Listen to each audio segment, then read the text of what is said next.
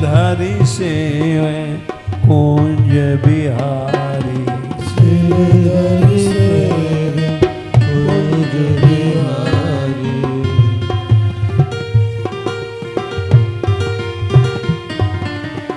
धनी धनी राधा चरण रेणु, धनी धनी राधा चरण रेणु। पर्वत ऊपर बनी अटारी, पर्वत ऊपर बनी अटारी।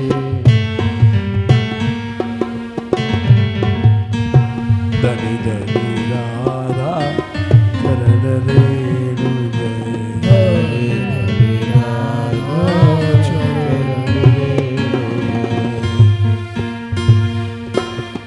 घोर साकरी गलिन प्रचारी, साकरी गलिन प्रचारी। धनी धनी राधा चरण रेणु जय, धनी धनी राधा चरण रेणु जय।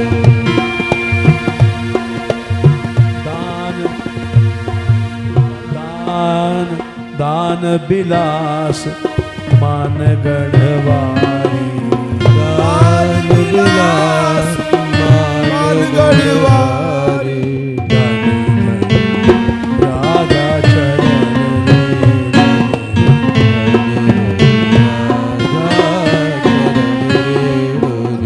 गिरिवर राधा कुंड मझारी,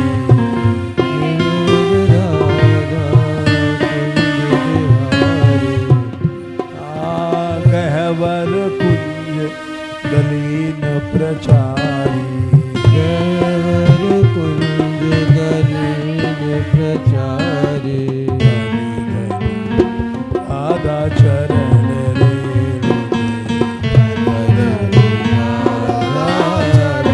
रेणु जय, यमुना पुलिन शीत सुखकारी, यमुना पुलिन शीत सुखकारी। धनी धनी राधा चरण रेणु जय, धनी धनी राधा चरण रेणु जय। या श्री वृंदावन रास बिहारी, श्री वृंदावन रास बिहारी। धनी धनी राधा चरण रेणु जय, धनी धनी राधा चरण रेणु जय। नित्य बिहारिणी नित्य बिहारी, नित्य बिहारी नित्य बिहारी। धनी धनी राधा चरण रेणु जय, धनी धनी राधा चरण रेणु जय।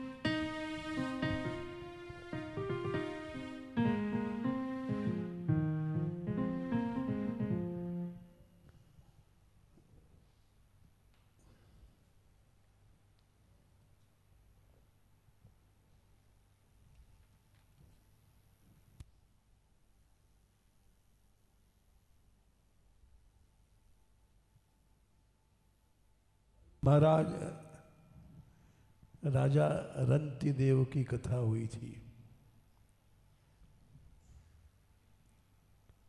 आज उत्तंक जी की कथा है।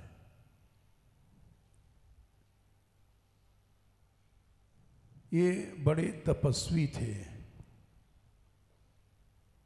तेजस्वी थे और गुरु भक्त थे।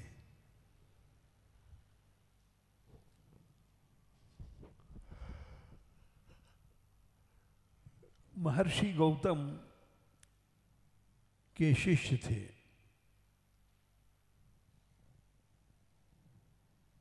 गुरु माता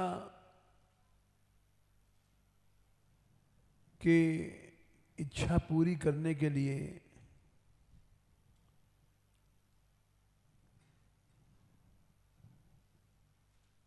रानी मदयंती राजा सौदास की स्त्री थी।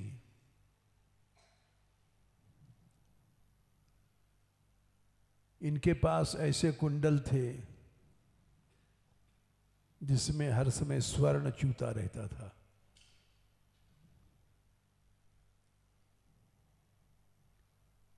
ऐसा कुंडल पृथ्वीलोक में कहीं नहीं था।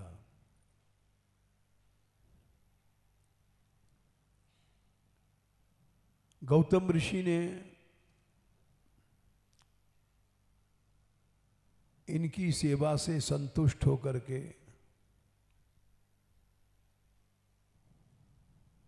इनसे गुरुदक्षिणा में कुछ नहीं लिया। शिष्य का कर्तव्य है गुरुओं की सेवा करना, गुरुदक्षिणा देना।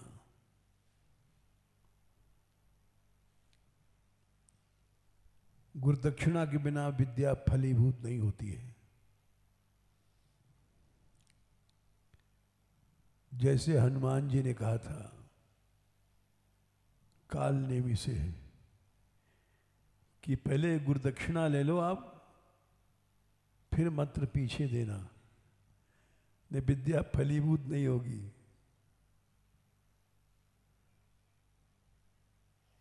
तो वो तो असुर था, छली था। गुरुदक्षिणा में उसके प्राण ले लिए। ये नियम है कि शिष्य को गुरुदक्षिणा में सब कुछ दे देना चाहिए। पृथु जी ने सनकादिक से ज्ञान लिया और कहा कि मैं आपको क्या दे सकता हूं। साधु छिष्टम ही मे सर्वम आत्मना सह किम ददे। जो कुछ हमारे पास है वो साधुओं को जूठा है, उच्छिष्ट मने खा करके छोड़ा हुआ। मैंने अपने शरीर के समय आपको क्या दे सकता हूं।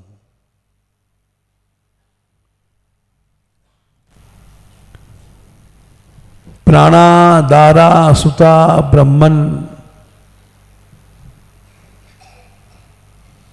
राज्यम बलम महीम सर्वम।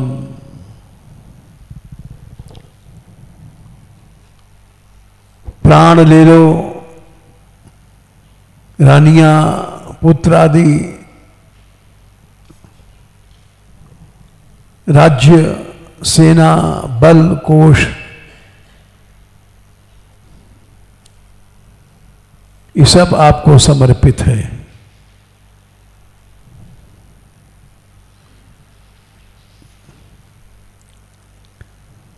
तो उत्तंक जी ने गौतम ऋषि से कहा कुछ गुरुदक्षिणा देने की कृपा, हम लेने की कृपा करें। गौतम जी बोले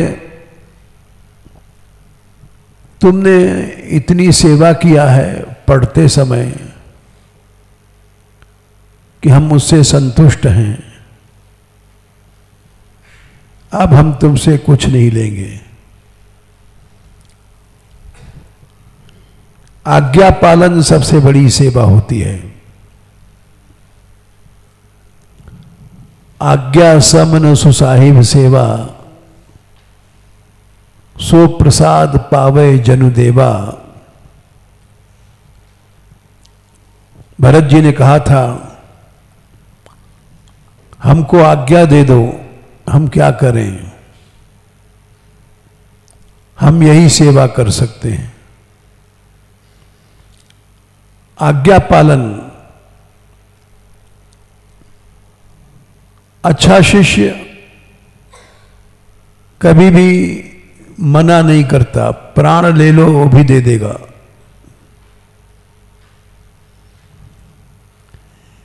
एतद्देव सच्छिष्यै कर्तव्यम गुरु निष्कृतम। भगवान कृष्ण ने सुदामा के प्रकरण में कहा था, अच्छा शिष्य को यही करना चाहिए कि अपना तन मन धन सब समर्पण कर दे।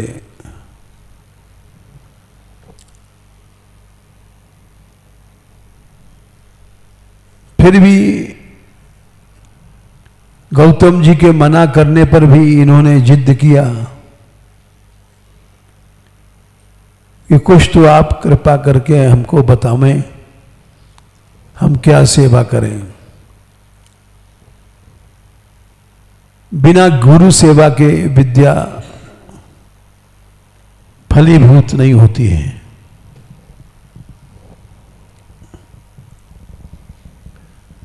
ये बात भगवान ने कहा है।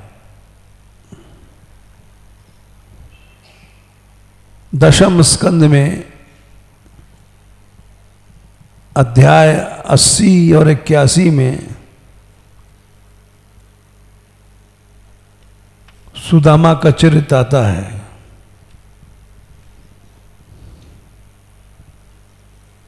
तो उसमें उन्होंने कहा है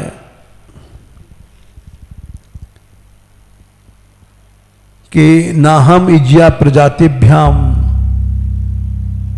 80/34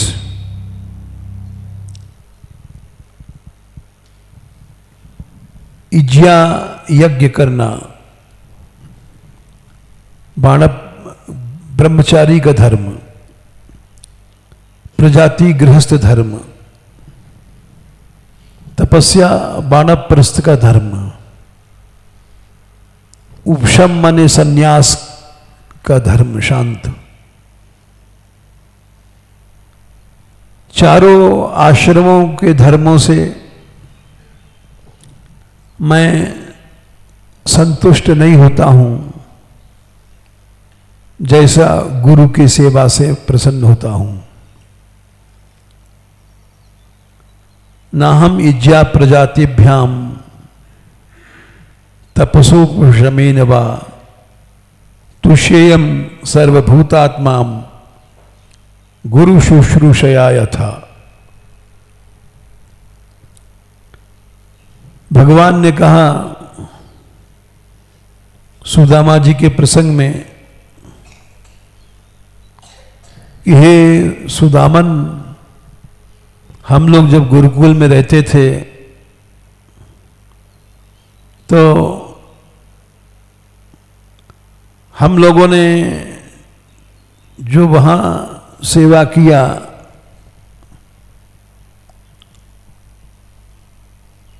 वो लंबा इतिहास है।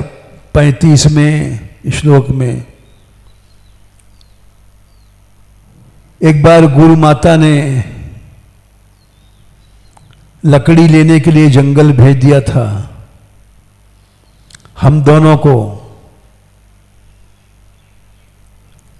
गुरु भक्त थे इसलिए इन्हीं को भेजा। ये मना भी नहीं करेंगे और श्रद्धा से करेंगे। एक तो सेवा बेमन से किया गया तो वो कोई सेवा नहीं है। कृष्ण और सुदामा बड़े गुरु भक्त थे। ये बड़ी श्रद्धा से चले गए जंगल में। छोटे छोटे तो थे ही। और जब चले गए प्रविष्टा नाम महारण्यम अपर्तौ सुमहद्विज वात वर्षम अभूतिव्यम तिष्ठुरास्तनयित नभः। बहुत जोर की वर्षा भई महाअरण्य में। अपर्तौ ऋतु नहीं थे, वर्षा की ऋतु नहीं थी। ऋतु होती तो छाता बता लेके जाते, लेकिन चले गए और आंधी पानी अभूत तीव्रम निष्ठुरा स्तनयित नभः। बिजली कड़कने लग गई।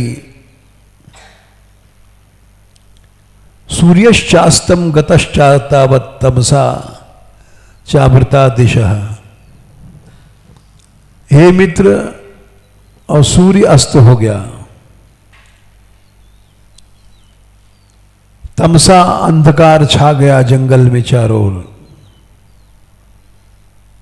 निम्नम कूलम जलमयम न प्राज्ञात किंचन। और जमीन नहीं दिखाई पड़ती थी चारों ओर, इतना पानी भर गया। वयम भृशम तत्र महानिलांबुभिर निहन्यमाना मुहुरंबु संप्लवयो। दिशो विदत्तोथ परस्परम बने गृहीत हस्ता परिभ्रमातुरः। दिशाएं दिखाई नहीं पड़ी, रास्ता दिखाई नहीं पड़ा। ऐसा हो जाता है कभी कभी। देखो ये वही गहवर वन है, लेकिन हम एक दिन की बात सुनावें। वर्षा ऋतु में श्री जी के मंदिर हम जाते थे मृदंग बजाने। तो अचानक लौटते समय ऐसी आंधी पानी आई कि लौटते समय गहवर वन से रोज आते थे और रास्ता नहीं दिखाई पड़ा। और ऐसा पानी पड़ा जोर से, कभी कभी पड़ता है। ऐसे यात्रा में पड़ा था एक बार। यात्रा में गांगुरोल गांव में जब यात्रा थी तो ऐसा पानी पड़ा कि दिन में लोगों को वहां पंडाल से गांव पहुंचना मुश्किल हो गया। कभी कभी होता है। तो हमें याद है इतना अंधेरा था कि खड़े होकर के नहीं आए, बैठक के पास हाथ से पकड़ पकड़ के आए कि कहीं खड्डे में न चले जाएं। तो ये जो लिखा है हमने इसलिए बताया, ऐसा कभी कभी हो जाता है। न प्रज्ञायात किंचन। ऐसी आंधी, ऐसा पानी, निहन्यमाना अंबु संप्लवे। पानी की बाढ़ में हम लोग डूब, संप्लव माने बाढ़। यात्रा में ऐसा पानी बरसा था, 1 घंटे 1.5 घंटे के पानी बरसने में जमुना जी डेंजर पॉइंट से ऊपर चली गई, खतरे के पानी जल से। और दूसरे दिन डीएम ने ऑर्डर निकाल दिया कि आज यात्रा तुम्हारी यहीं रुकेगी, वृंदावन से उस पार नहीं जाएगी। ऐसा जमुना जी का विकराल रूप हो गया।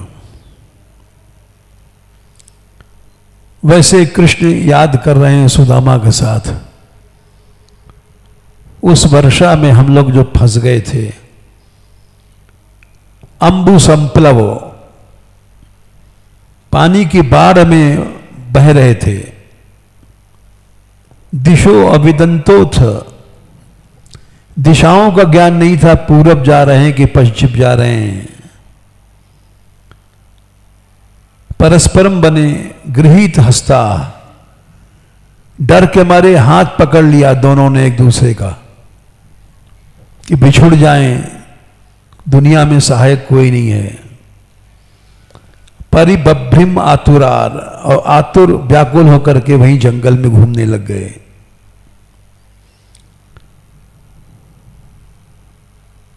इस लीला को महापुरुषों ने लिखा है कि दोनों पेड़ पर चढ़ गए, जंगल भयानक जानवरों का। एक पेड़ पर कृष्ण, एक पेड़ पर सुदामा, और गुरु माता ने कुछ चने दिया था बांध चलते समय, भूख लगेगी तो खा लेना।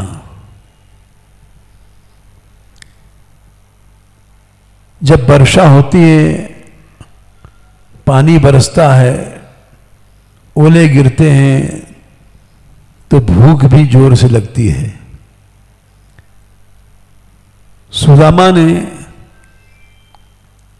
चने सब खा लिए और भूखा था।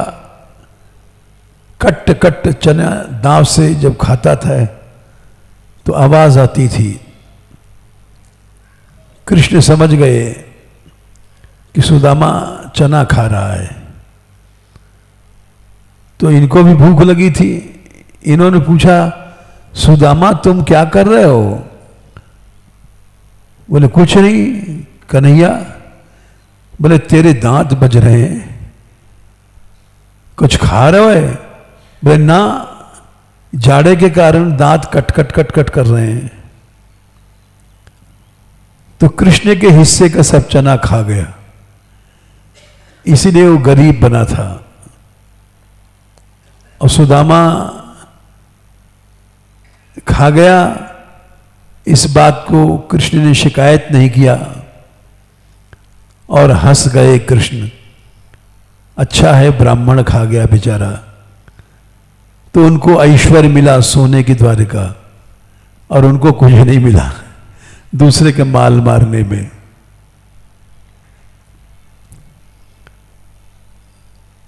रात भर दोनों पेड़ में बैठे रहे। सवेरे सांदीपनी गुरु स्वयं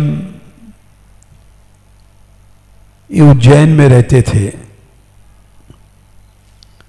ढूंढने निकले कि हमारे शिष्य दोनों जाने जीवित हैं कि नहीं हैं। ऐसी भयंकर वर्षा थी। अन्वेषमाणा, ढूंढने लग गए शिष्यान आचार्य और उनके चेला सब ये आश्रम के।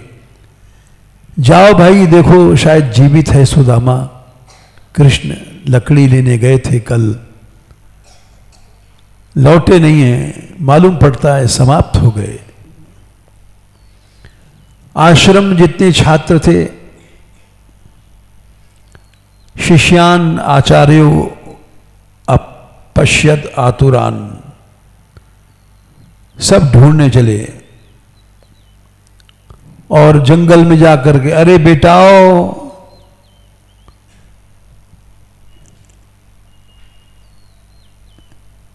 पुत्र का अस्मदर्थे दुखिता यूयम, तुम कहां हो? हमारे पीछे तुमने इतना कष्ट उठाया।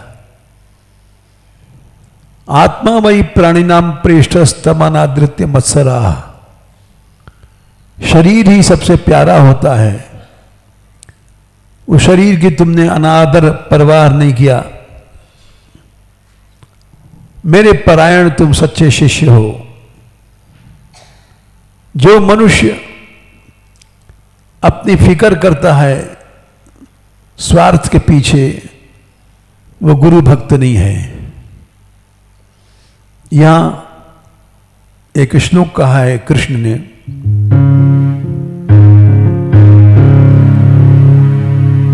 श्लोक संख्या 41। शिष्य तो हजारों होते हैं,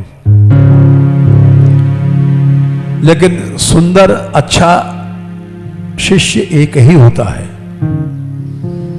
एतदेव हि सच्छिष्यै कर्तव्यम गुरु निष्कृतम यद वै विशुद्ध भावेन सर्वार्थात्मार्पणम गुरु। सर अर्थ मन पैसा धेला, आत्मा मन शरीर, सब कुछ अर्पण कर दे गुरु को। जो कुछ उसके पास है। तुष्टो हम भो द्विजश्रेष्ठा, मैं तुम्हारी इस सेवा से संतुष्ट हुआ। आशीर्वाद दिया। गुरुदेव का आशीर्वाद ही विद्या की सफलता करता है। छंदांसी आयात यामानी भवंति त परत्रव, तुम्हारा जितना पढ़ा हुआ है वो भूले नहीं, आयात याम सदा स्मरण रहे। तो ये बात हमने यहां अनुभव भी किया।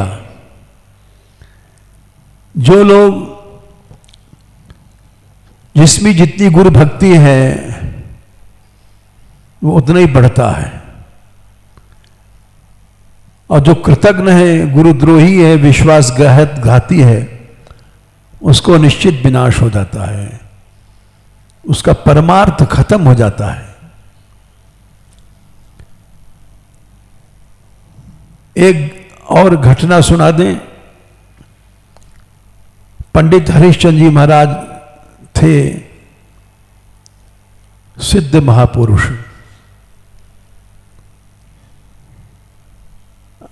उनको हमने देखा जीवन में कभी सोए नहीं, 1 घंटा लेटते थे बस।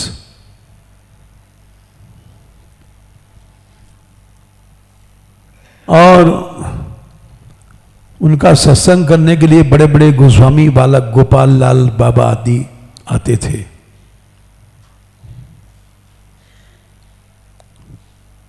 तो वो बताते थे हमको कि देखो, मैं ज्यादा पढ़ा लिखा नहीं हूं,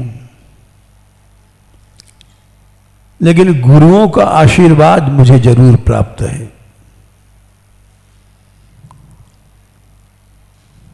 बोले जब हम काशी पढ़ते थे तो जैसे बच्चे होते हैं, कहीं जाते हैं पाठशाला के बाहर, तो प्रणाम करके दंडवत करते हैं, आशीर्वाद लेते हैं, आज्ञा लेते हैं। छोटे छोटे बच्चे भी गुरुजी लघुशंका करे हमें, हाथ जोड़ के, तो गुरु कहता है तब जाते हैं।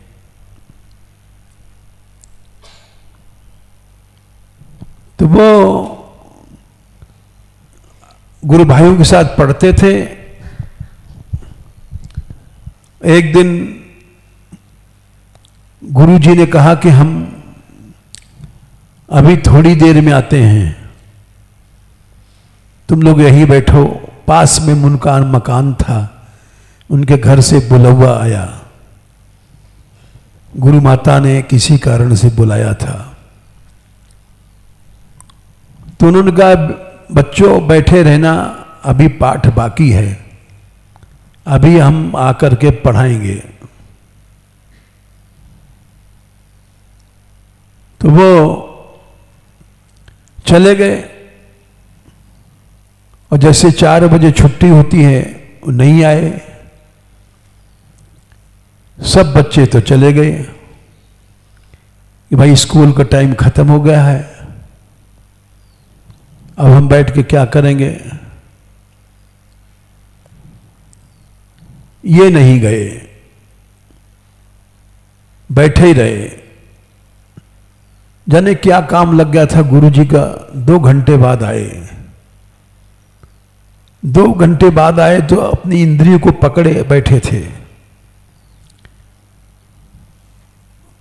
वो आए गुरुजी, बोले अरे हरिश्चंद्र, सब बच्चे चले गए, तू क्यों नहीं गया?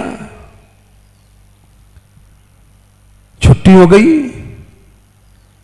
बोले गुरुदेव आप कह गए थे मैं अभी आऊंगा। तो बिना आपकी आज्ञा के कैसे जा सकता था? बोले ऐसे क्यों बैठा है?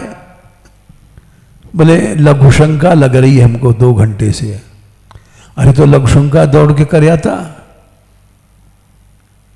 आपने कहा था बैठे रहो, तो मैं बैठा हूं। ओ, तू तो बड़ा ऊंचा भक्त है। पंडित जी महाराज बोले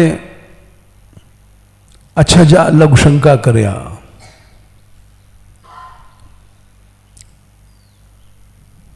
और वो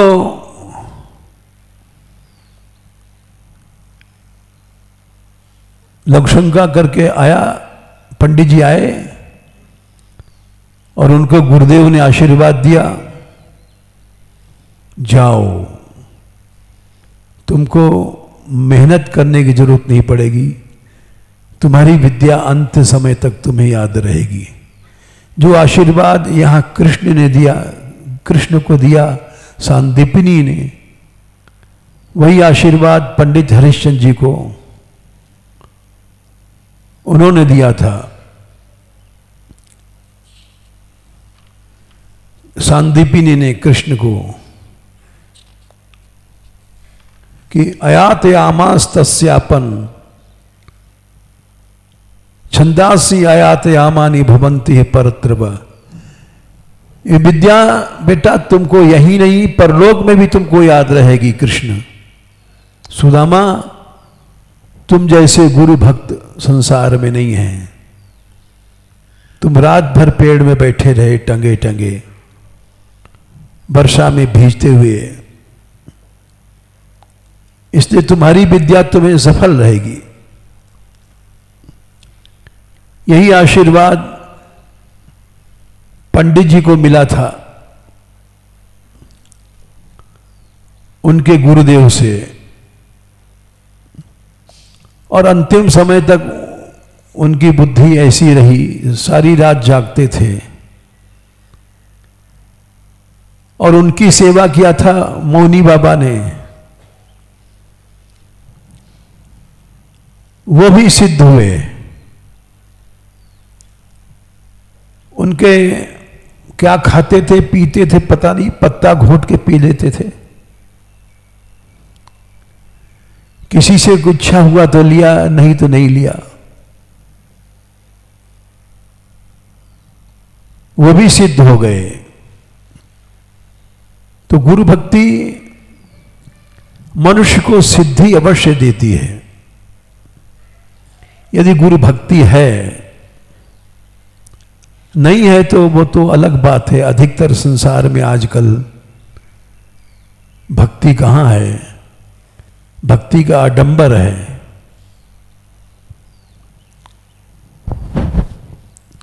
मौनी जी महाराज ऐसे महापुरुष में हैं कि हमारे यहां ये पढ़ते थे, बैठे हैं पीछे ज्ञानी, अब ये शायद नंदगाल में प्रिंसिपल हैं। तो ये एक बार अपने घर से लाए थे कुछ खाने के लिए। पंडित जी ने मना कर दिया, वो मौनी बाबा ने, नहीं नहीं अभी खा चुका हूं, नहीं लूंगा। तो ये हमारे माता जी के पास रहते थे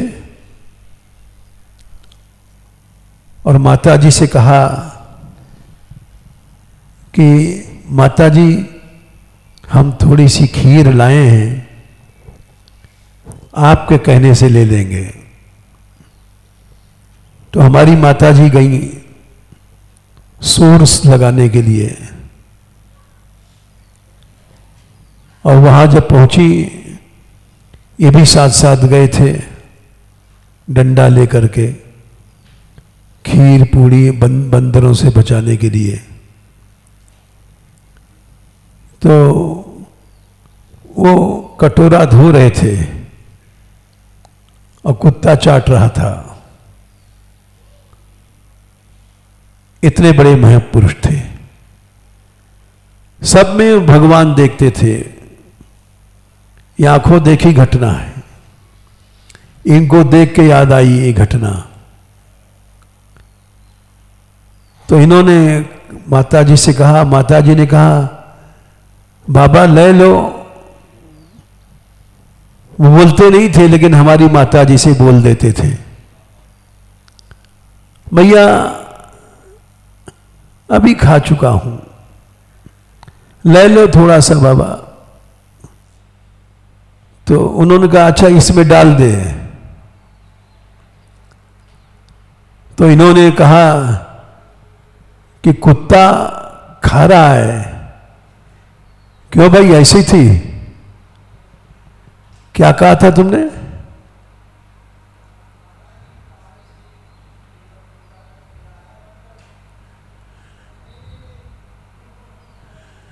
हाँ, सच्चे संत थे।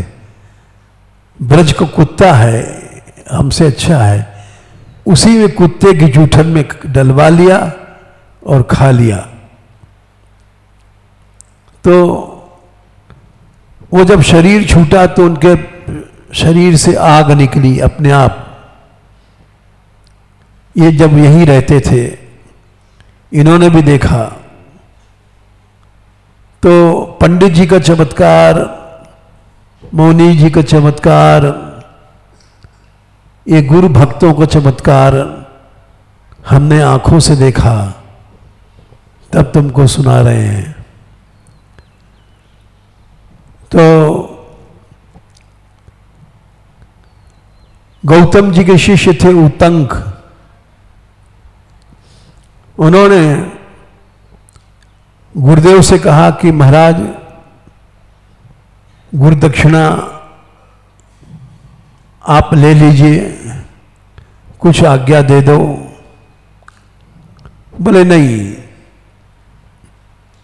तुमने बहुत सेवा किया है, यही बहुत है। नहीं माने, क्योंकि उत्तंक जी पूरे गुरु भक्त थे।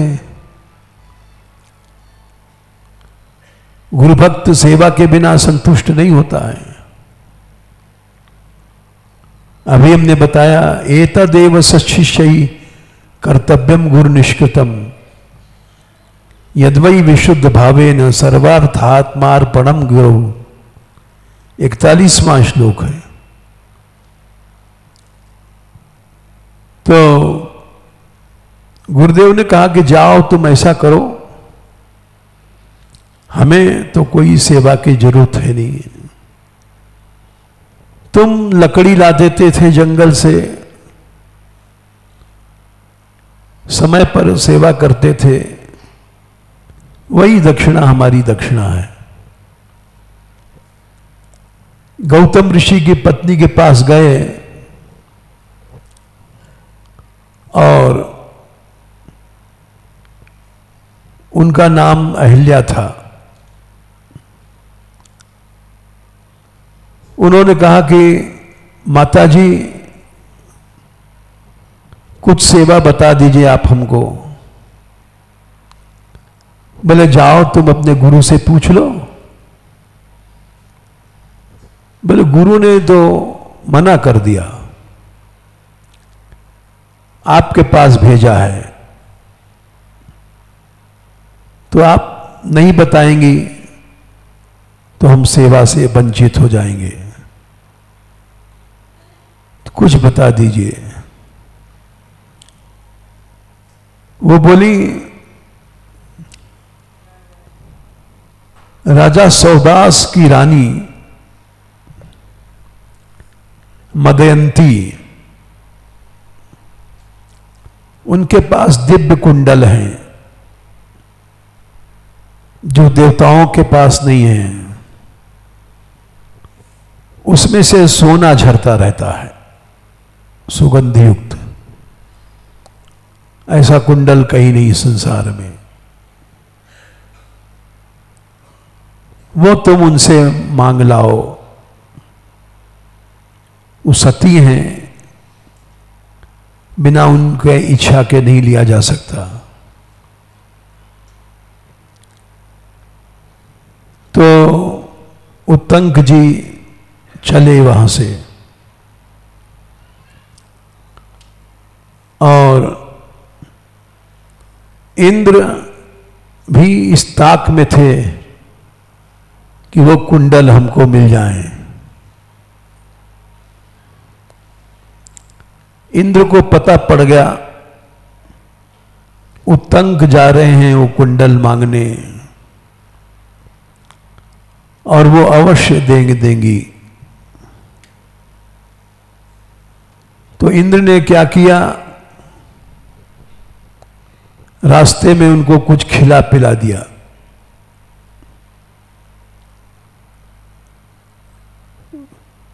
और वो कुल्ला नहीं कर पाए, झूठे मुंह से चले गए। वहां पहुंचे सौदास राजा के पास, बोले हम आपकी स्त्री के पास कुंडल हैं, लेने आए हैं। सौदास बोले तो तुम उन्हीं के पास चले जाओ, मदयंती के पास, और वो तुमको अवश्य दे देंगी। हमारे पास क्यों आए? तो वो गए मदयंती जी के पास, लेकिन वो सामने हैं, दिखाई नहीं पड़ रही हैं। झूठा मुंह था इनका। सती स्त्री का दर्शन भी गंदे आदमियों को नहीं होता है। संत सती और सूरमा जब चाले जब सिद्ध, सच्चे संतों का दर्शन, सच्ची सतियों का दर्शन, सत्य सूरमाओं का ये तो चाहे जब चले सिद्ध हैं।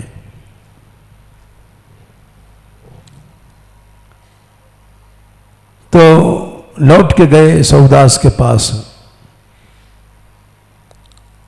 और राजा से बोला, उत्तंक जी बोले कि शायद आपने छल किया हमारे साथ। बोले क्या छल? हम महल में गए, रानी दिखाई नहीं पड़ी और आपने कहा कि उन्हीं से मांग लो। जब कोई है नहीं तो मैं किससे मांगेंगे? तो राजा हंस गया सौदास। सौदास का मदयंती का प्रकरण गोपी गीत में, कोकिलाबन में जो गाया गया वहां भी आया है। मदयंती ऐसी सती थी, इसको विरह जब व्यापा था उससे हजारों ज्यादा गुना गोपियों को विरह हुआ था। तो राजा ने कहा, ऋषि उत्तंक, हमने तुम्हारे साथ छल नहीं किया है। हम क्यों छल करेंगे? हमने तो देने के लिए तुमको भेजा था कि तुम हमारा नाम ले देना। वो सती हैं, वो तुमको अवश्य दे देंगी। गलती तुम्हारी है, तुम अशुद्ध मुंह से गए होगे। उनका दर्शन ऐसे नहीं होता है। उत्तंक बोले, अच्छा हाँ, मैं झूठे मुंह से था। हमको रास्ते में किसी ने कुछ खिलाया दिया था।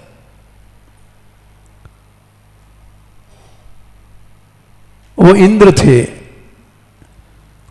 इंद्र ने ऐसा किया कि जिसमें कुंडल न ले पावे। फिर वो हाथ धो करके आचमन करके गए और जब वहां पहुंचे तो सती मदयंती के दर्शन भये। दर्शन के बाद उन्होंने स्वागत किया, ऋषि उत्तंक आइए बैठिए। कहिए क्या आज्ञा है?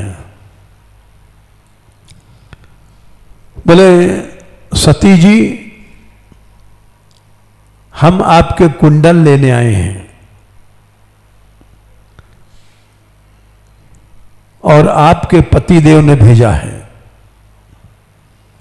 क्योंकि जान गए ये सती है, बिना पति की आज्ञा के कुछ नहीं कर सकती।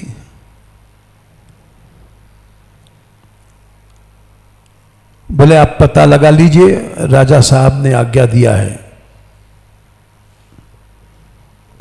सती बोली हम जानती हैं,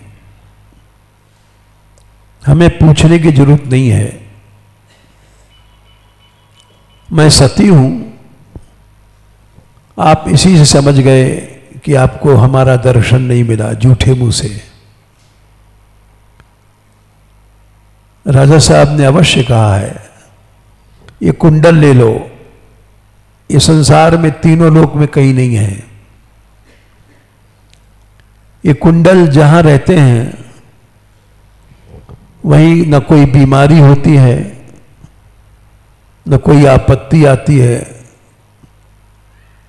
लेकिन ऋषि एक बात बता दें कि आप संभाल के ले जाइएगा, क्योंकि इन कुंडलों की चाहत इंद्र को है, तक्षक नाग को है, नागलोक तक इसकी लोग चोरी में ताक में रहते हैं। मेरे सामने तो मेरी चोरी नहीं हो सकती है, सती की चीज कौन चुराएगा? जिसको मरना हो सती का अपराध करे।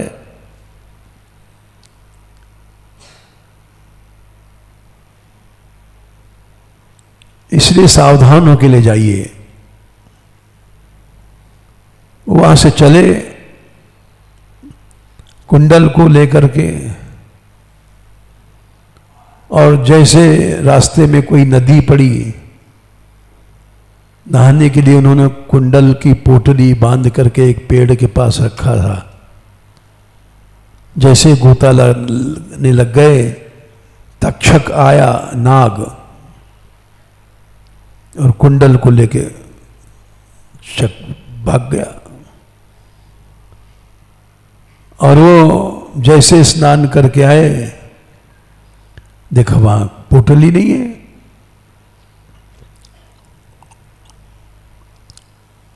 अब क्या करें? आसपास दौड़े धूपे, वो तो बिल में घुस गया तक्षक। तो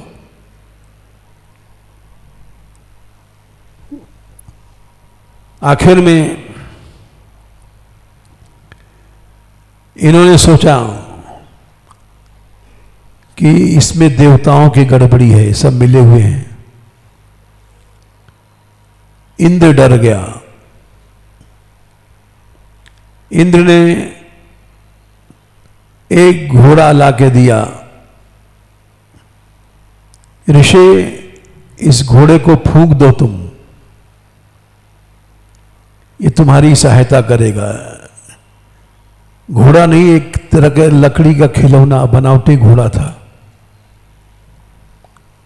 ऋषि ने फूंक मारा, उसमें अग्नि प्रकट हो गई और उसे नागलोक जलने लग गया। कथा महाभारत में है, मतलब उनको कुंडल मिल गया। कुंडल ला करके उन्होंने, उत्तंक जी ने गौतम ऋषि की पत्नी को दिया और गुरु ऋण उनका चूक गया। बिना गुरु सेवा के, गुरु दक्षिणा के गुरु ऋण नहीं चुकता है। और जो मनुष्य गुरुद्रोही है उसको भगवत प्रेम कभी नहीं मिलता, नहीं मिलता। रास पंचाध्यायी में भगवान ने कहा है कि आत्मा रामा आप्त कामा अकृतज्ञा गुरुद्रोह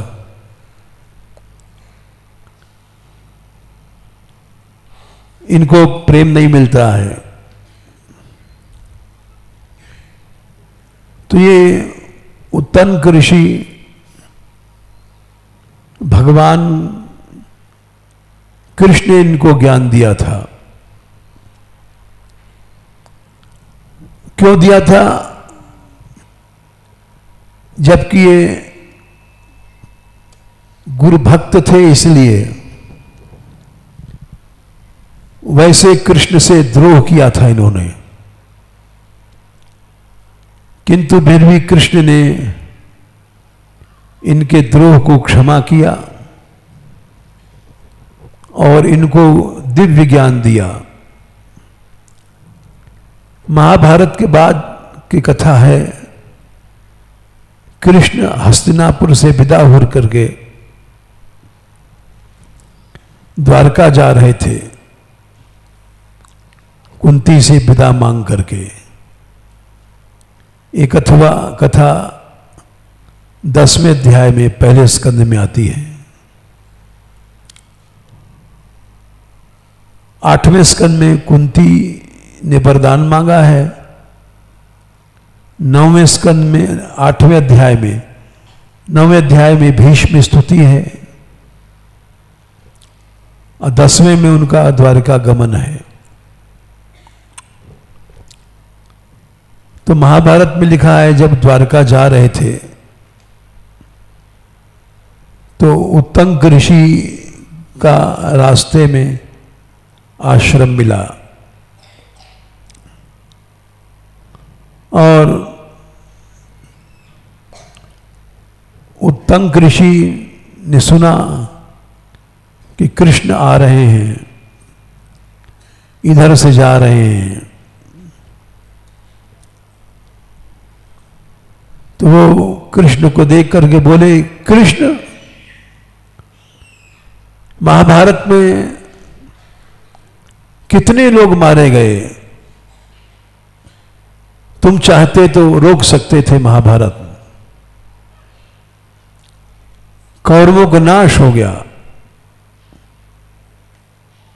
कितने लोग मर गए, भीष्म, द्रोण आदि। ये विद्याएं अब पृथ्वी पर प्रकट नहीं रहेंगी।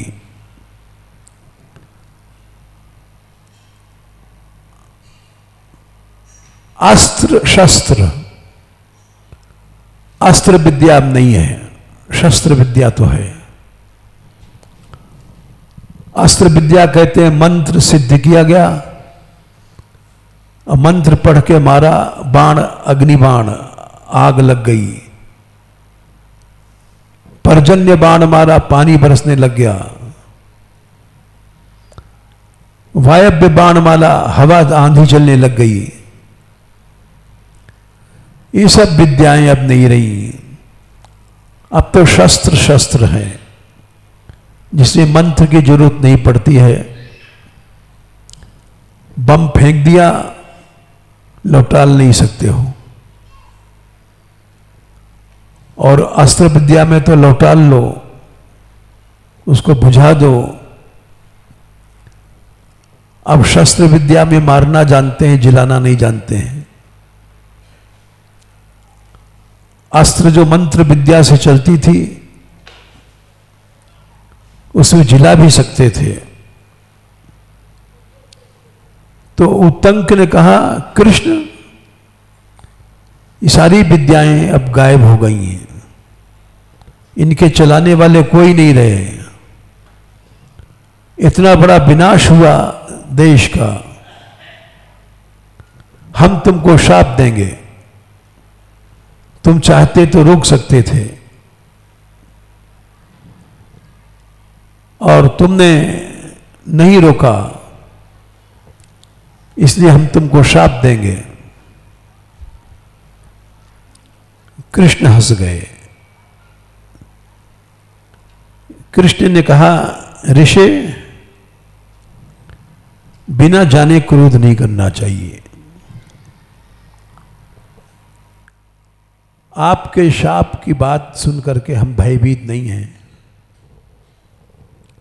क्योंकि आप हमको शाप देंगे, स्वयं नष्ट हो जाएंगे। आप में गुरु भक्ति है, इसके कारण हम चुप बैठे हैं, सह रहे हैं आपकी सब बातें। लेकिन आप ये मत भूलिए कि गुरु भक्ति आप ही के पास में है। मतलब गुरु का आशीर्वाद तो कृष्ण को भी था ना। तुम्हारी विद्या भूलेगी नहीं। खाली कोई आदमी अपनी गुरु भक्ति पर अहंकार करे तो गलत है। यह आप मत सोचिए कि हम ही गुरु भक्त हैं। हम आपकी बात सह रहे हैं, लेकिन शांत होकर के सुनिए। दोष कौरवों का था, मैं समझौता करने गया था और हमारे ऊपर टूट पड़े वे लोग। भगवान जब गए थे वहां दूत बन करके, तो दुर्योधन ने कहा था पकड़ लो इसको, कृष्ण को। सब हत्या की जड़ यही है, बीज का भुट्टा यही है। तो दुर्योधन की आज्ञा से सब सैनिक टूट पड़े थे भगवान कृष्ण पर, और अस्त्र शस्त्र लेकर के अब वो टूट पड़े। तो वहां पर अगर लड़ाई होती है तो ठीक नहीं है,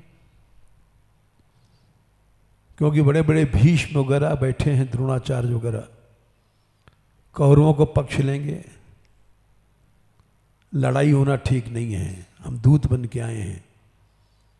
तो उन्होंने विराट रूप दिखा दिया। उस रूप देख करके सब मूर्छित हो गए, आंख बंद हो गई। हथियार क्या चलाएंगे, जो जहां है वहीं लुढ़क गया।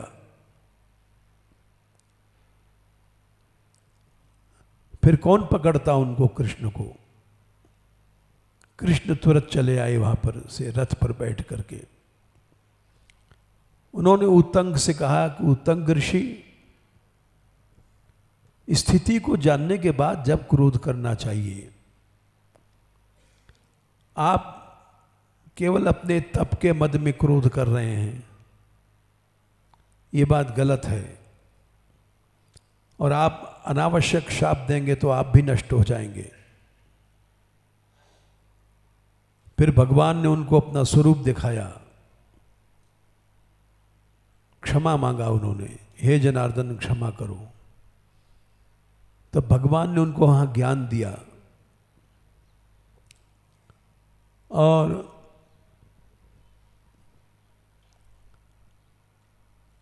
उनको ज्ञान और भक्ति दिया, प्रदान किया। तो इस तरह से उत्तंक ऋषि की ये कथा थी, जो हमने आपको थोड़े में सुनाई है।